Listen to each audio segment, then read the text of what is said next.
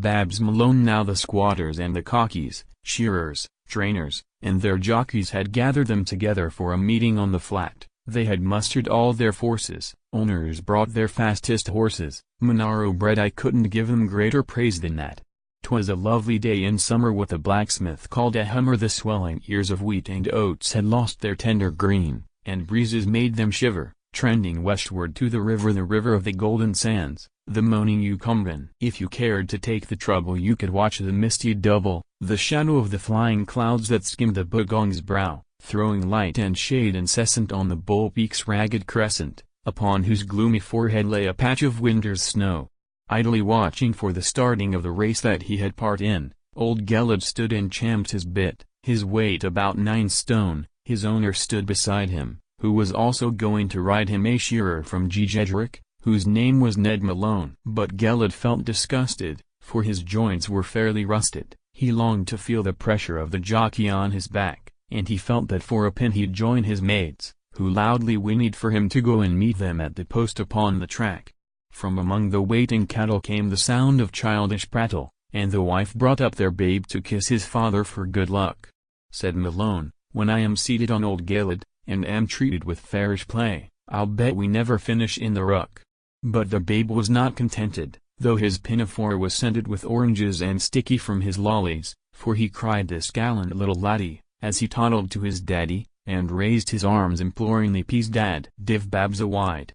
Then the father, how he chuckled for the pride of it, and buckled the surcingle, and placed the babe astride the racing pad. He did it, though he oughtn't, and by pure good luck he shortened the stirrups, and adjusted them to suit the tiny lad, who was seemingly delighted, not a little bit affrighted. He sat and twined a chubby hand among the horse's mane, his whip was in the other, but all suddenly the mother shrieked, "Take him off!"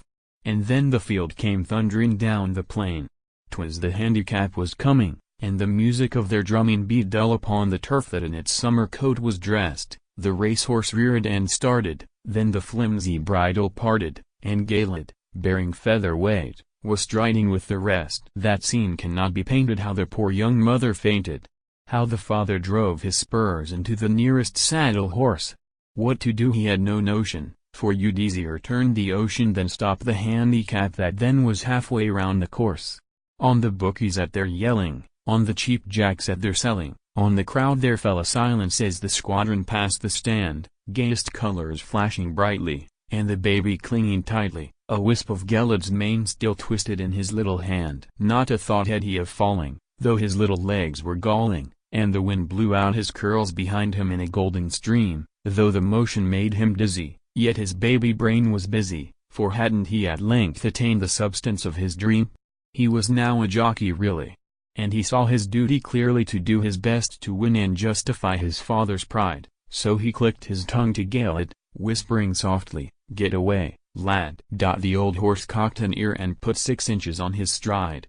Then the jockeys who were tailing saw a big bay horse come sailing through the midst of them with nothing but a baby on his back, and this startling apparition coolly took up its position with a view of making running on the inside of the track.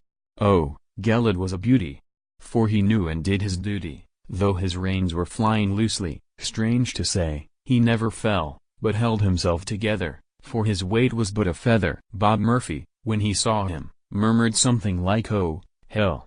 But Gelid passed a filly, passed Jack Costigan on Chile, cut down the coward Wakatup and challenged Gelder Rouse. Here it was he showed his cunning, let the mare make all the running. They turned into the straight at stride for stride and nose for nose. But Babs was just beginning to have fears about his winning. In fact, to tell the truth, my hero felt inclined to cry, for the rose was still in blossom, and 2 lengths behind her Possum and gallant little Sterling, slow but sure, were drawing nigh. Yes, Babsy's heart was failing, for he felt old Gelid ailing, another 50 yards to go. He felt his chance was gone. Could he do it? Much he doubted. Then the crowd, oh, how they shouted! For Babs had never dropped his whip, and now he laid it on. Down the straight the leaders thundered while the people cheered and wondered, for ne'er before had any seen the equal of that sight, and never will they, maybe, see a flaxen-headed baby flog racehorse to the winning post with all his tiny might.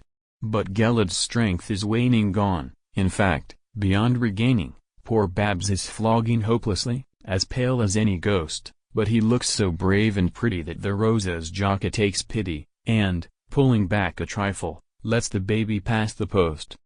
What cheering and tin-kettling had they after at the settling! And how they fought to see who'd hold the baby on his lap, as President Montgomery, with a brimming glass of Pommery, proposed the health of Babs Malone, who'd won the handicap.